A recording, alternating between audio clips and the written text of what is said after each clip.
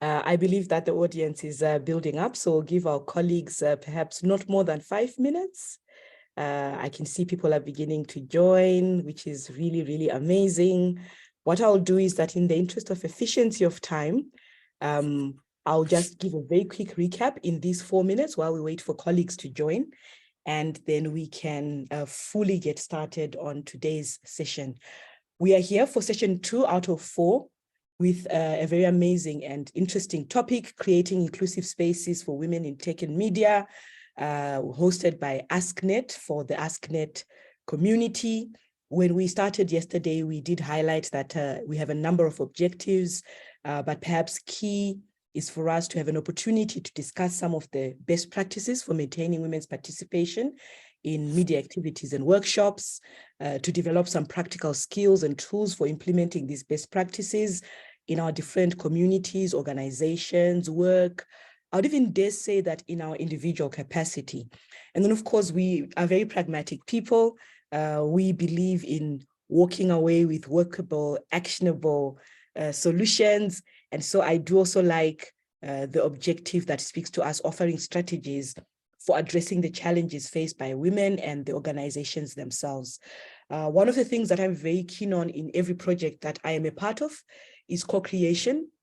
And so yesterday we spent the time just going back to the basics. What does this specific topic mean to us? What response does it elicit from us? We had a number of sterling responses. We were also speaking to the fact that whenever we tackle any particular topic, we want to go back to the very basic things. What does this mean? Why does it matter for us in our work, peradventure, even in our own lives? And I love that the fact that when we did a quick pulse check yesterday, one of the key things that emerged from our word cloud when it came to the why was that it is important to have diversity. Yes, I did reference the fact that one of my favorite podcasts I participated in some years back say that women hold up half the sky. If you're keeping it 100 and doing the proper math, it's actually a little bit more than half, but it is key to say, like someone said in the word cloud yesterday, because women are people too. But that said, we want to make sure that we are as inclusive as possible. Our quick pulse check yesterday revealed that in the room we had a very nice range with a number of people saying, well, yeah, we're still to find ourselves. We are somewhere neutral in the middle. Others were saying we are on our way up. A few were saying we're doing brilliantly.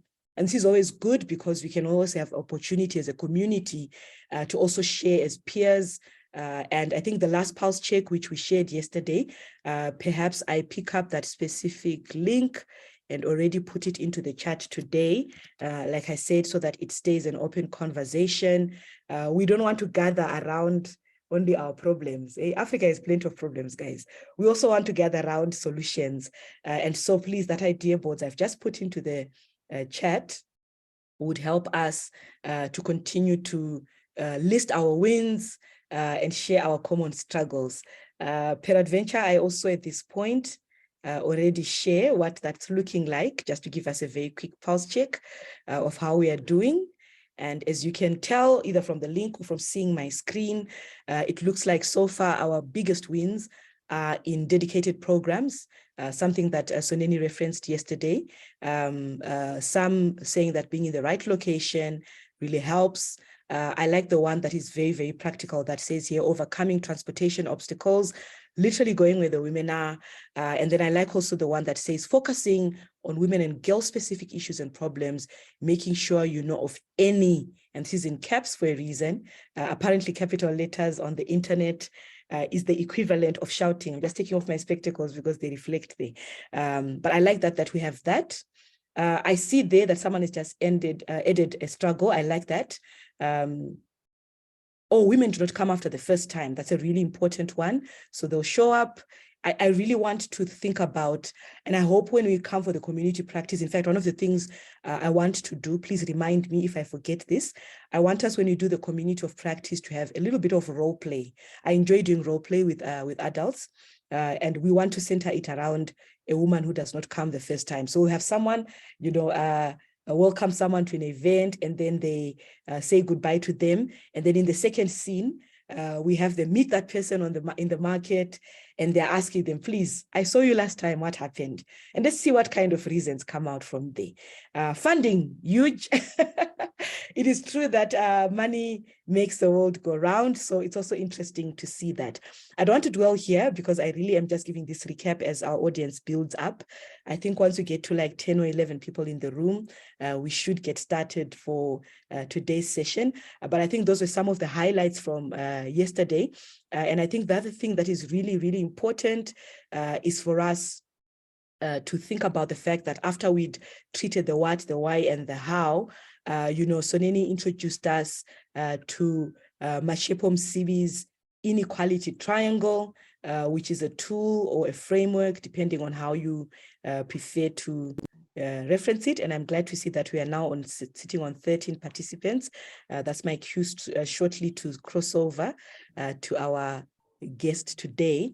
But we did speak yesterday about that inequality triangle, and we want you to familiarize yourself with something that we want to call it as, in short, the idea around scanning a room and then building awareness internally amongst the people that are attendees, and then going on to solutioning, really beginning to think about the solutions.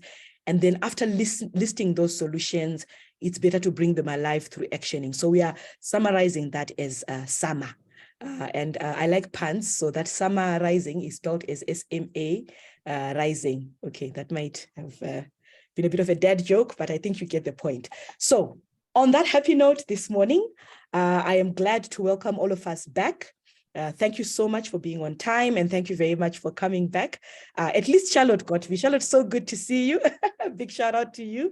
I miss you already. Are you back in Nairobi? She's silent. Anyway, we'll talk about that later. It's so amazing to I am back. Lovely, lovely. I will find you. If I don't find you, you find me. That said, today we want to move forward. A very quick note, perhaps two things before we move over to the main session for today, which is a case study. And thereafter, you guys have an opportunity to go through what we call an AMA, which is also derived, I suppose, from the summer, but this time meaning ask me anything. Some quick notes. Firstly, Soneni has asked, before we get to the session that she'll lead us on, that as many as can, please already grab a piece of paper and a pen or a pencil, whatever is most comfortable to you, for our in-class exercise. A pen and a paper, so please try and grab something very near you.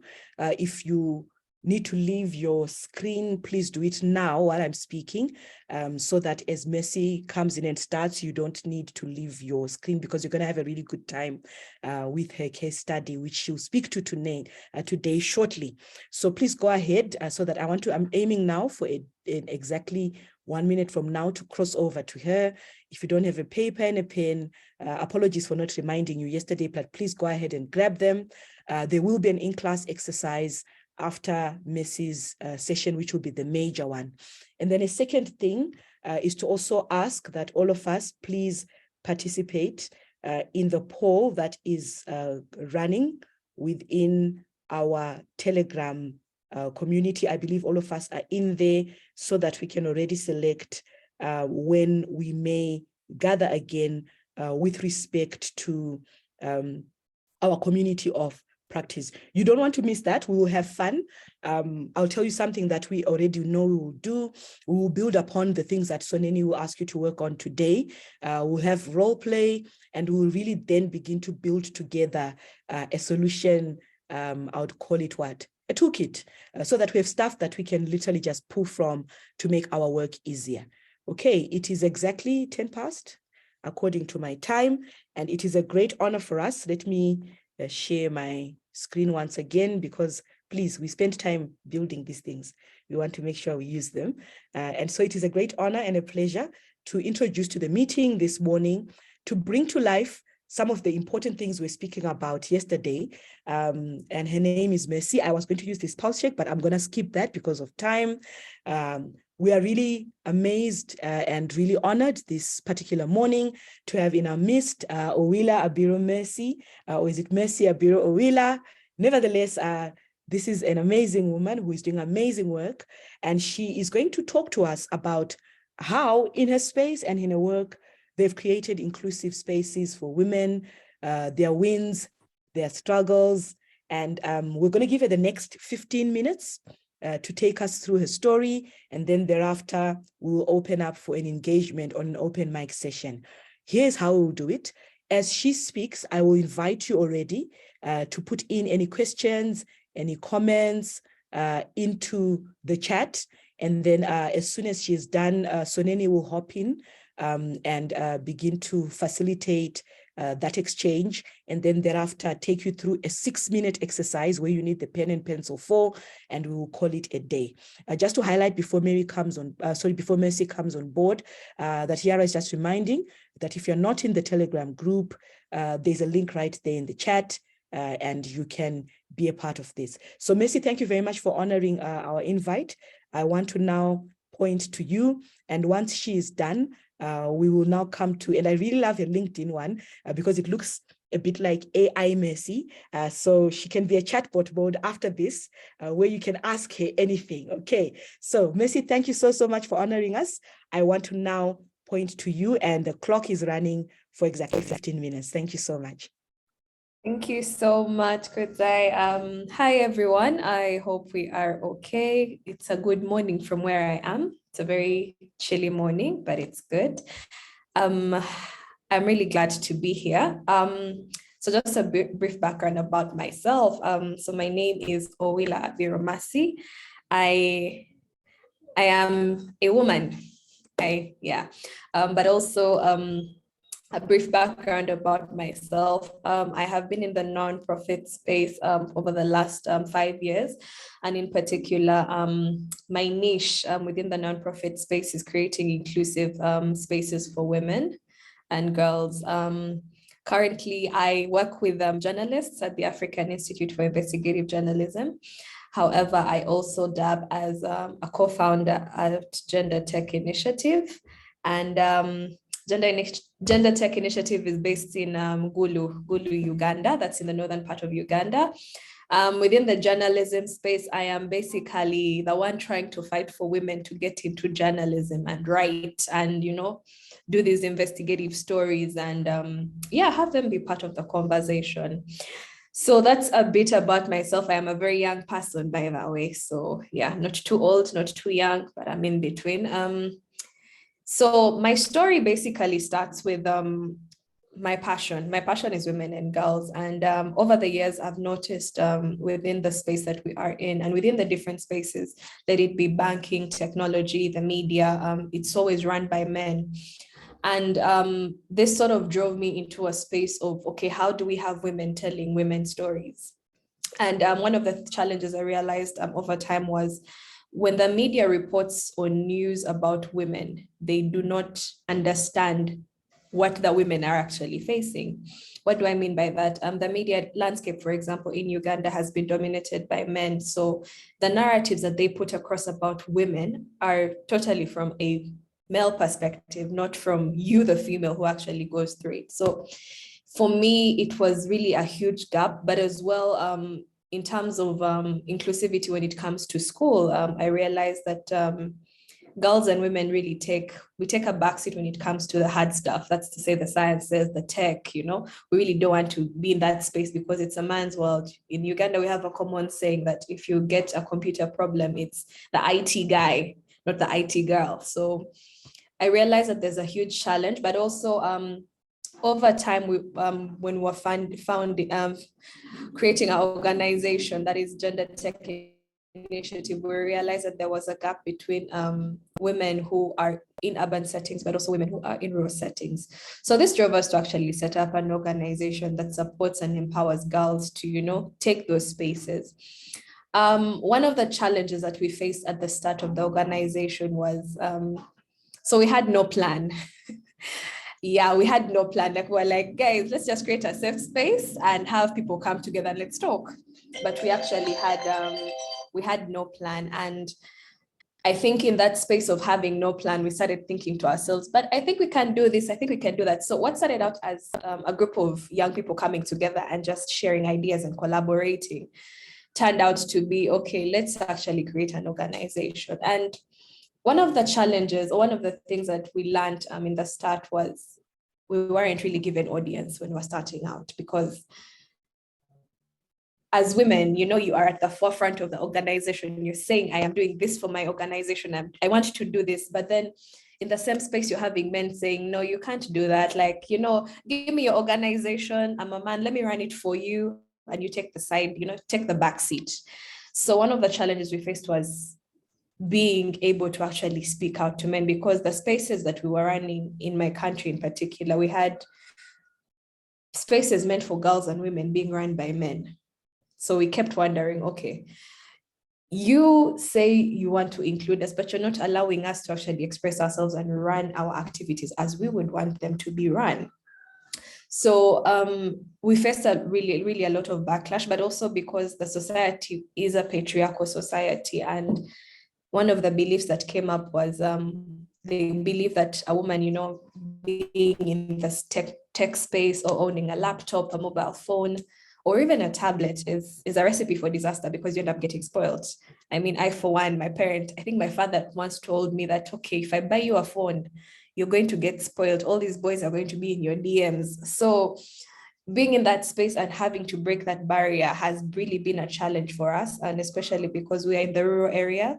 So having to explain why, these girls need these skills, because within our country, many girls and women actually within the rural settings don't go past primary 7. Most of them are literally, once you reach high school, you're married off. So in terms of skilling, you are a bit limited. But within those challenges, we had opportunities. And one of the ways we redefined, for example, the way we were doing activities was we never approached the women straight on. So in terms of programming, we had to go back into the books and find out, okay, how do we best make these programs accessible for all, but also how do we make the community look at us as well, stakeholders. We are like you, we want to work like you. So one of the things we learned, and we still have to learn and unlearn, is we had to figure out how to include the men. And how did we do that? We realized whenever we went out to communities, most of the girls or women had to ask for permission from the men, the husbands, the brothers, to allow them to actually go and attend some of these events and be skilled. So one of the things we learned to do was approach the programming side of what we were doing in terms of the community. The power shifts are there, the power struggles are there. But going into the community with the lens of, we are not your enemies, we're actually here to empower your women, was something we looked into. And one of the lessons we learned was, okay, if we're going to go and implement within that region, especially within those areas, we had to first seek approval from the men. Because I remember this one time, we were told a very interesting thing while in the field. One of the ladies that we were with on the team was wearing pants. And we went to this community, and the first thing they told us was, we will not talk to you because you're wearing trousers. So we had to go back, get a long skirt, and then come back and say, okay, guys, we are here to have a conversation with you because we want to do ABCD within the community. So one of the things we realized as time goes on is, regardless of whether the community is receptive, we have to still figure out how to tailor our programming or structure our programming in a way that doesn't make us look like enemies within the community. But also the other thing that, the other challenge that we faced was bringing our story, telling our story. One of the things that as African women we face is a lot of identity issues. I've seen that a lot because we wear too many hats as women in homes, I mean, all ladies here, for instance, we wear so many hats. You wear a hat of a mom, a friend, a sister, etc. You're always wearing different hats. So one of the challenges we faced as a young and upcoming organization was the identity, what we wanted to stand out for, because it was very easy for us to be tempted to say, okay, let's let a man run our space and, do our work for us.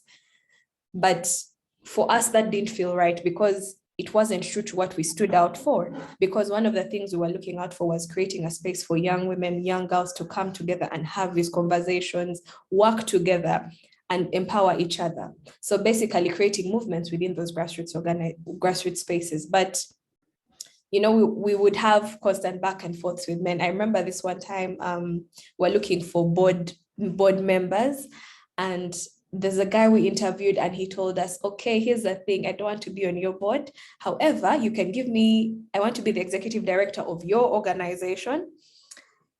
But also with being the executive director of your organization, I need you to sign off your powers of attorney. So basically all the paperwork, transfer it to me. I'll run your organization. And I remember sitting with my co-founder and asking him like, I do not think, actually felt like it was, he knows what we want to do, but it's like he wants to run the show. Because I remember him having this conversation and telling us, it's either I am executive director or I am not working with you. And this is somebody who has had muscle in the space, they've done so much work in the space. And we sat there and I remember her saying, okay, I am between a rock and a hard place. What should I do? And the first thing I told her was, no, you're not selling a vision of what you want to do with the community because someone feels that they want to run it. And as a challenge, that being like it was actually a major setback for us. It was a very, very huge challenge for us because within the African setting and within the grassroots space that we have, and because the work we're doing is a lot of philanthropy work, one of the challenges we face is that people want to get into the space because, there's a lot of money being pumped in, I'm going to benefit from this. So from that conversation with that gentleman, it made us realize, okay, so this gentleman wanted to run our organization as a business, but not as an entity that gives back to the community, because our goal is to give back to the community for girls and women, because we've done a lot of this work out of our own savings. I mean, we've really done a lot of work out of our own savings to ensure that the organization grows. So being in that space and having that power shift, it sort of opened our eyes to say, okay, you know what? We're actually doing the right thing. Somewhere, somehow, we'll figure it out, but we're creating impact. And over the years, we've actually had impact, and we've trained over 1,000 girls within the communities themselves. And one of the things that we've also appreciated as time has gone on is, as we keep building, I mean, Rome wasn't built in a day, we keep building one brick at a time. We realize that we actually have the chance to actually do so much better. And right now, as I speak, I think I'm so grateful for the challenges that we've faced in terms of the inclusivity of women, but also it's helped us grow as an organization and build on it. And it's also given us a perspective because, for instance, I would want to say what Kodzai said first. There's creating inclusive spaces, but does inclusivity mean that you have active participation? Because we always often say that we are including women in these spaces. Including you can mean I'm inviting you to the table, but does that mean you actually have a chance to speak out your mind and engage in the conversation? And for us, we felt that we needed to have both aspects, inclusivity, but also active participation, because I can include you, but you don't say anything. You just sit on the table and, keep quiet, show face, you're doing your thing, but you're not actively participating. So one of the things we did was break that barrier. We wanted people to actually speak. And I remember this one time we were called rebels. We're always called rebels because first we shall talk. But it's because we see that women are an integral part of the community that we live in. Without women, it's like the community really crumbles. So having to include them, but also engage them and have them actively involved in the process of making what they want their lives to be like is really, really important. And we capitalized on that. And I would say that for now, from our organization side, we've actually really grown. And so far, even within the women and media, within the tech and the media space, we've actually been able to, other than empowering the 1,000 girls, we still have a goal. And one of our goals for this year has been, we wanted to create a mobile computer lab. And I would say by the grace of God, we've been able to acquire about 20 computers to actually be able to do that work. That's as we are speaking right now. So the dream that started out as women, just meeting together and having conversations has turned out to be, okay, let's now get these equipments and these gadgets and actually go to these schools, go to these communities, have them interface with these gadgets, because most times they do not even know what these gadgets look like or even how they work. So for us, it's been a win. It's still a challenge to have inclusivity and active participation. It's a huge, huge challenge. But my take home is, if we have women redesigning programs and co-creating for our own communities and with a community lens, there's a lot more that we can do other than just keeping it on paper that, okay, we've done this, we've done that. But getting into the communities and evolving with the communities, because even just being within the community itself, I leave Kampala and go to Gulu all the time.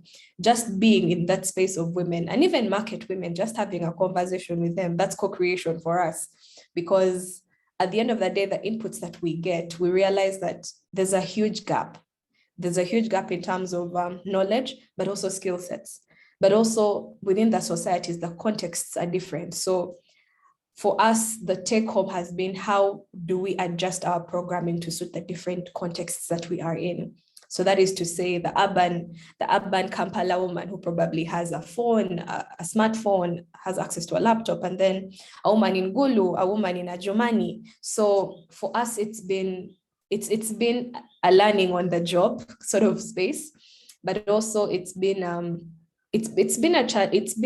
a challenging space to go back to the basics of program redesign and redesigning our programs to ensure that it's adaptable, but it's also applicable to the different contexts that we actually do work in.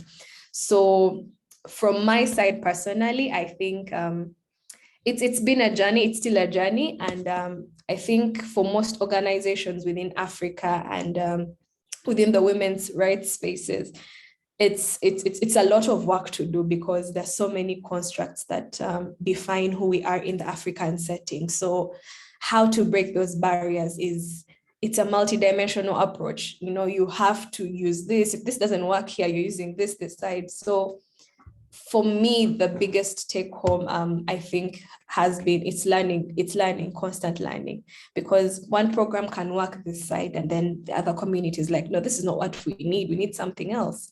So when it comes to my story and the case of Gender Tech Initiative, it's been hurdles. It still is hurdles, because even when we walk into rooms where, for example, we have potential funding, the donor is like, but no, you guys are not yet big enough. There's always a stereotype that we're not big enough. We're not doing as much work. And then, we are thinking, okay, it's not really about what we put out on social media, but can you kindly get to come with us and we go to the community and you see the work that is happening? So for us, it's been a growth curve. It still is a growth curve. But in terms of inclusivity, I would say there's a lot to fight for. There's a lot to fight for in terms of inclusivity, active participation, but also even just gathering inputs from women, because we tend to shy away from some of these spaces. So it's a lot of work to be put in, I will not lie.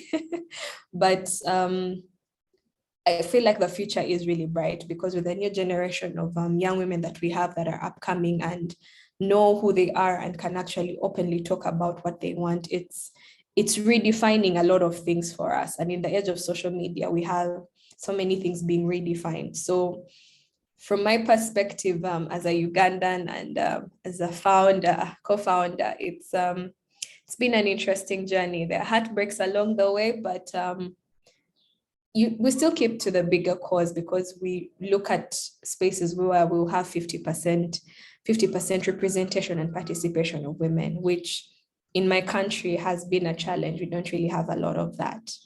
Yeah, so that's a bit brief about me. I think I'll hand over to Kudzai or Soni. Thank you so much, Mercy, for sharing your story. It's really interesting how you've navigated the cultural aspect of the community to to create an inclusive space. So may we please appreciate Mercy. Let's go to the reaction and give a clap to appreciate it. So I haven't seen any questions in the chats. So I'll ask if anyone has questions. Will you please raise your hand and we open the room and we get on with the questions and Mercy will give us the answers. You can ask anything, whatever comes to your mind about your organization.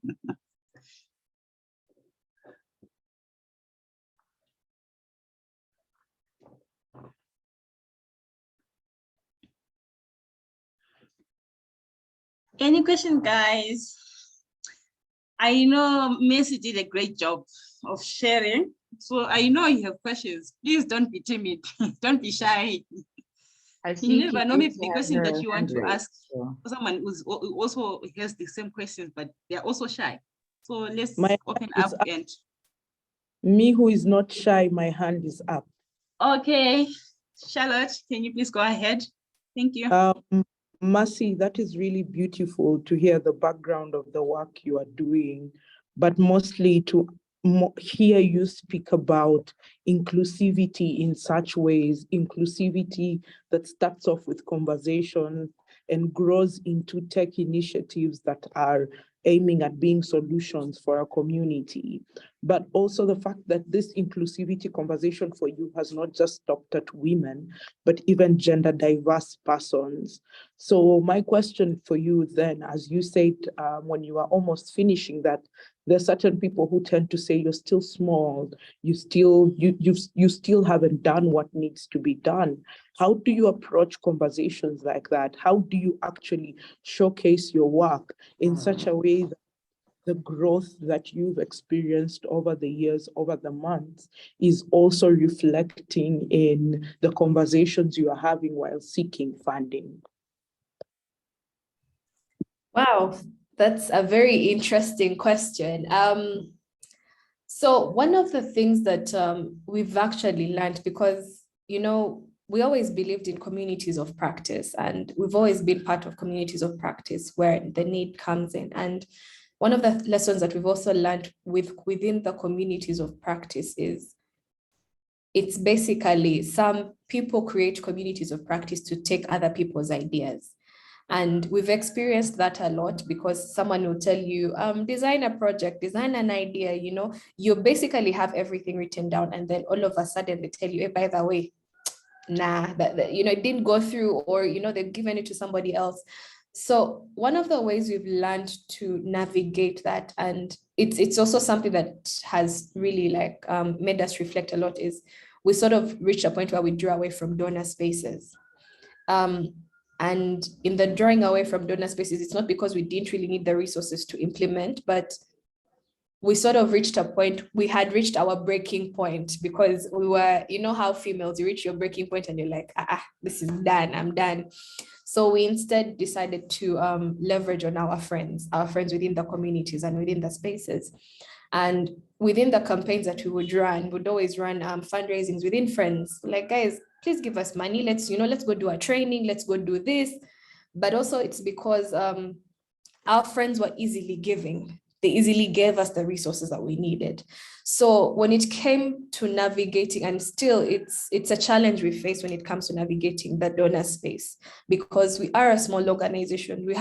We are too ambitious, because you know how you have so many ideas and this is what you want, but because nobody knows you within the space, it's probably it's the politics of the space. It's really hard to put your idea across.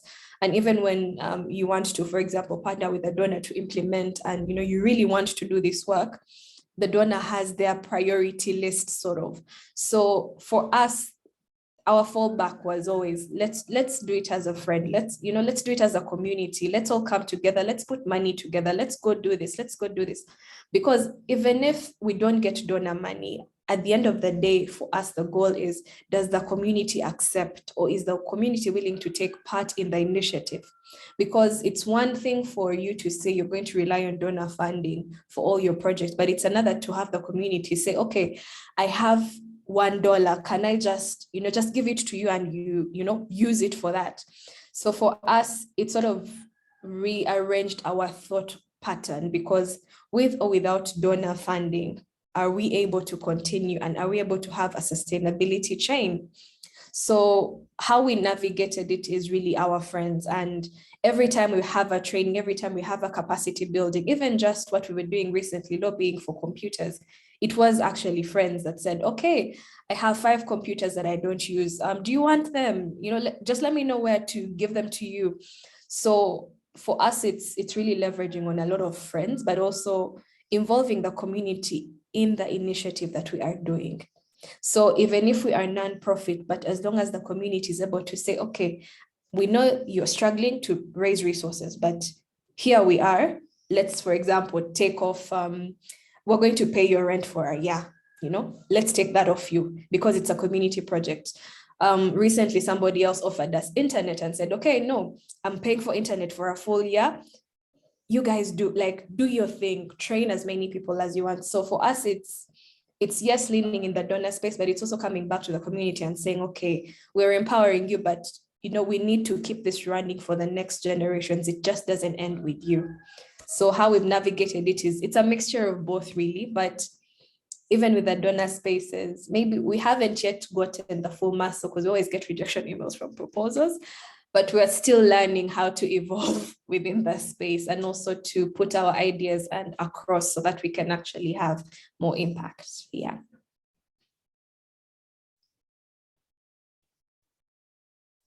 Thank you for that. I hope you were answered, Charlotte. Were you answered? Yes, answered very, very well. Thank you, Matthew. Answered really well. Okay, thank you. And Romeo says in the chat, amazing work there, Mercy. I guess we should visit you. So you have You're welcome. a collaboration on the way right there. I'm still taking questions. Any more questions? You can type them in the chat or you can simply open your mic and speak out.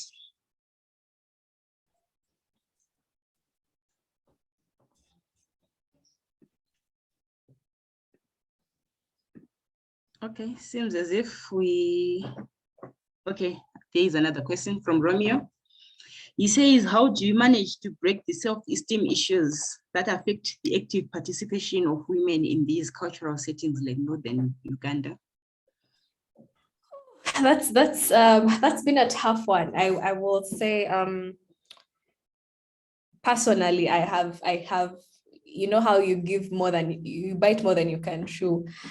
And one of the ways that we've actually learned in terms of breaking off esteem issues, we realize that there's capacity in women groups. What do I mean by that? When women come together, there's a sort of, I'd call it magic. There's magic that is created out of nowhere. And one of the things that we realized at the start was women groups in villages have, and within communities actually have a lot of impact. And within Northern Uganda in particular, when women come together, even if it's after church, even if it's after school, even if it's at the Boa Hall, they have the ability to influence so many things. So one of the things we did was we capitalized a lot on women groups, because we realized you cannot put information across in rural settings without groups. So what would happen was we would approach the leaders within those women groups to encourage their participants to actually show up for these events, even within churches. And one of the other things we leveraged on was within churches, for instance, most of the churches within Northern Uganda are led by priests, men, and so we would mostly leverage on the women groups, but also we would encourage the men, the people who hold power in those communities, that is to say the LC1s, the LC5s, even the religious leaders, the cultural leaders themselves would go around the villages to announce that, hey, we have this event. And because the directive has come from somebody who is within their community and has been in their community, that level of trust that they have in the program that we want to implement there is actually, it's high, because they will actually show up because, hey, the chairman said this, the chairman said we should actually show up for this. This is good for us. Our husbands are encouraging us to go for this. So we sort of learned how to play around with the power dynamics within the community, since the community leaders know their communities. So the power dynamics lie around them. And when it comes to esteem, we realized women groups, because even just being in the garden, these women already have groups in which they actually speak. So we capitalized so much on these women groups. You know, market women have their groups. Those women who wake up in the morning to go in their gardens, on their way back from the gardens, they have their groups. So we capitalized on making sure that, okay, the group setting is sort of like a safe space for them to interact, minus the men. So for us, capitalizing on the group settings, it sort of boosted their esteem, because they had this thing of, if so-and-so is going, I should also go, I should also go. So it sort of gives us a sense of accountability in terms of what we are doing. So if, for example, we don't see person X showing up for the participation of a training on ABCD, you know, easily call up their group members and they're like, hey, what happened? So for us, it's been group settings, but also the groups give us a level of accountability to each other and within the communities themselves. Yeah. Thank you, Mercy, for that. I hope, Romeo, you were answered. I have room for one more question, one last one. Any takers?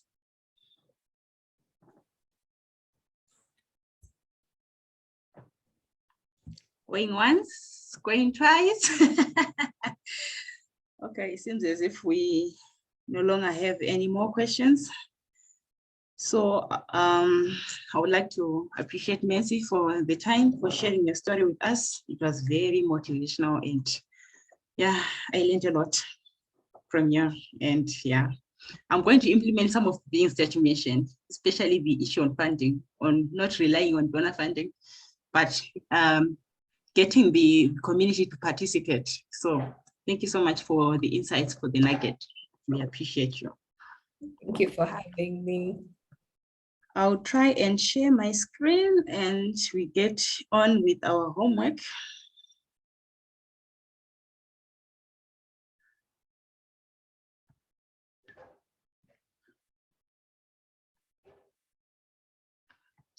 Okay, I hope we all have our pens and our papers ready.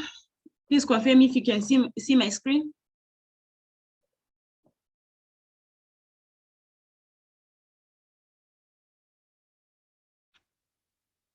Can you see my screen? Yes, we can see your screen. Thank you for the confirmation. So our first question is, we're going to do this in 6 minutes. The other stuff we are going to complete at home at our own pace, and we'll discuss it in our next meeting. So the first question we're going to do, I need answers for that. You can just write it, you don't have to share.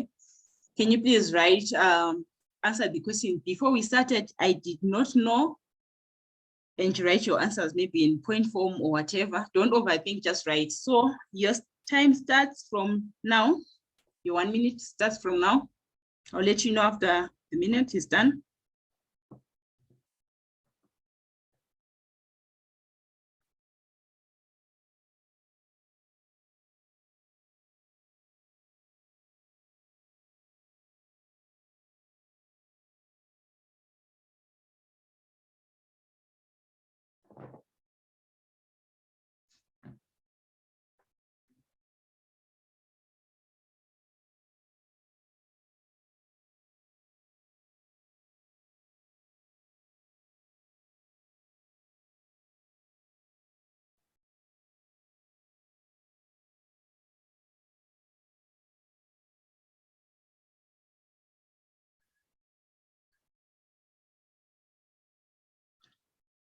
After the minute is done, I'll ask maybe one person to share whatever they wrote.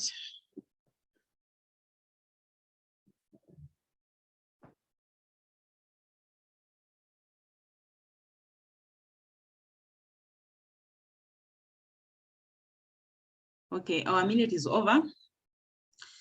Can I get one board person to share what their response was to the question? Anyone, just open your mic and say something.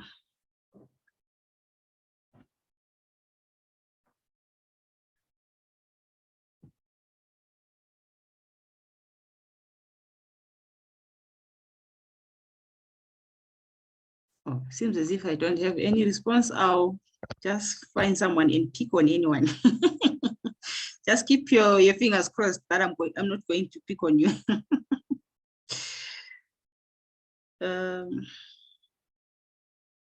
Beatrice, Yeah, can you good please morning. share? Morning, how are you? I'm okay. Yeah, I'm excited. When you were starting, reflecting of what we had yesterday, and when you were saying sharing, the topic was story, case study. So when Mercy, I was really blown and said, okay, let me listen to the case study. But when she opened up, I gotten to know, oh, there are a lot of things that indeed people battle through. It's a cross-cutting in all communities, but only approaches and what you need to share, the approaches, because what Mercy had gone through is also something that it's happening across. So I've learned a lot that sharing, it's like what we are having, it's like to really inflect you, to bring you from saying, it's not me only, it's not me facing all these challenges. Somebody outside there is also doing the same, but it's a persistency. So thank you. Thank you so much for sharing. So we move on to our next question. Now I've learned, and we're doing that in the next minute, and your time starts now.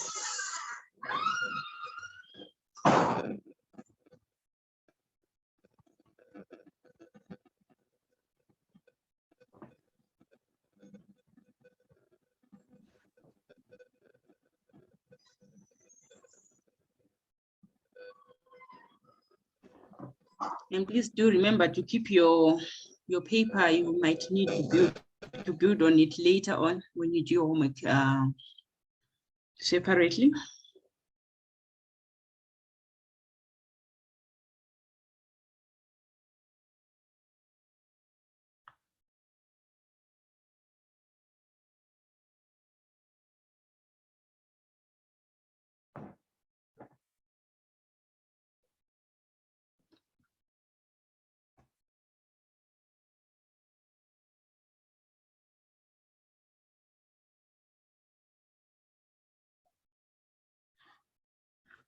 And I hope you're summing up whatever you were writing, because our minute will be up. It's up. Anyone to share what they wrote in response to that question?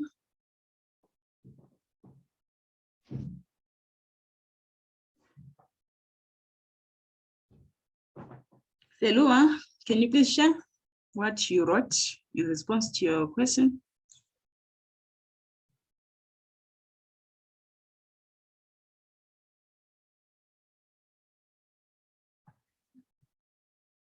Seems as if Soliwa is not around.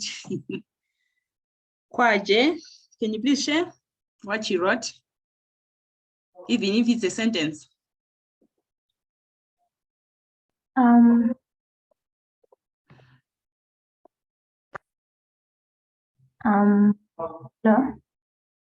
Yeah, we can hear you. Please go ahead. What I wrote is like I've learned that when you're working with, when you want to achieve something, like what Mercy has been explaining here, when you're working with the bringing girls and women together, what she did is she has to always work with group women. She makes sure that she gets women together, and then she was able to achieve what she wanted. And then again, approaching the leaders. Because when you want to work in these remote areas or in the villages, you have to ensure that you work with the group women, so that you achieve what you want. And again, you have to approach the leaders. When you approach the leaders, you're able to tell them what you want, because everything that's going to benefit the community, you have to share with the leaders and the community. That's what I have learned. And that was Thank you, Seliwa. There's so much power in community engagement. Now we move on to our final part of our question. So it builds on the gender inequality triangle that we talked about yesterday. So as we mentioned yesterday, our triangle has got 3 angles, but the other one is split into 2. So we developed an acronym for that to call it SASA, which means scanning the room, raising awareness, solutioning, and actioning. So I want you in the next 4 minutes to just write some points on how to scan. How are you going to scan the room in regard to the programs that you are doing, or in regard to your maybe organization, and then how you are going to raise awareness, who are you going to raise awareness to, and you come up with a few solutions and the actions that you're going to do. So I need you to do that in the next 4 minutes, and your time starts now.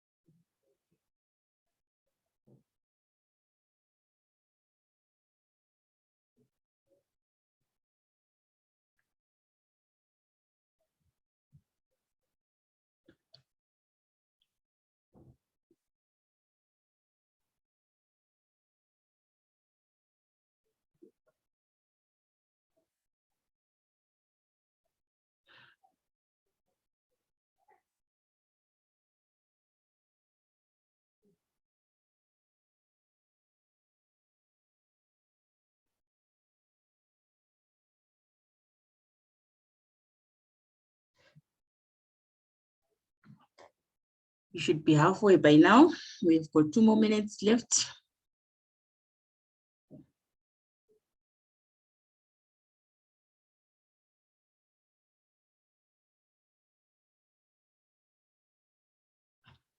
A minute to go.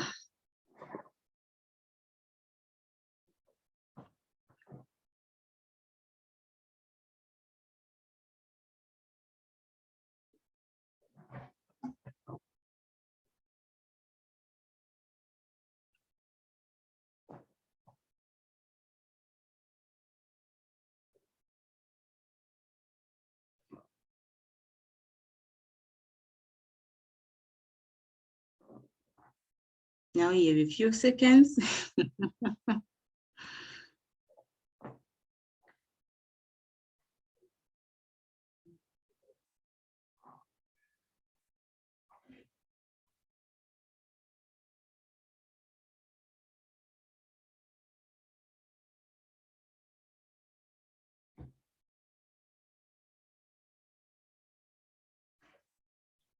Okay, time up.